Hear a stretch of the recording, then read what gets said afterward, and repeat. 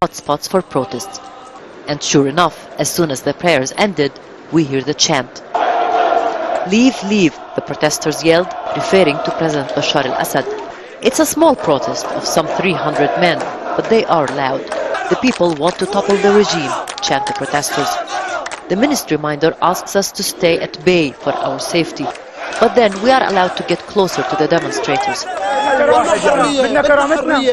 "We want freedom and dignity. This is what we want," these young men tell me.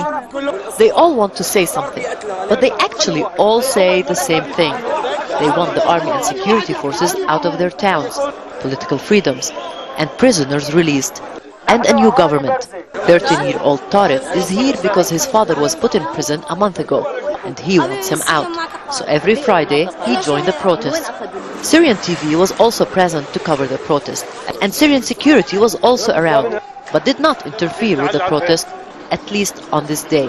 The protesters say every Friday security forces use live bullets and tear gas to disperse the crowds. They show us the bullet holes. They say 6 people alone were killed here last Friday. But the government says they only fire at armed people, I say. No, no, no, they insist. Peaceful. Our protests are always peaceful, they all assure me. They confront us with tear gas and automatic machine guns, firing live bullets. Is it too much if I throw stones?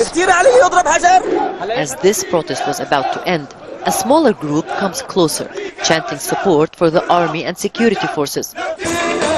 In the afternoon, in a different neighborhood in the capital, a different group of protesters. These young men and women took to the streets to show loyalty to President Assad. But here, a more celebratory mood seemed to prevail. Rula Amin, Al Jazeera, Damascus.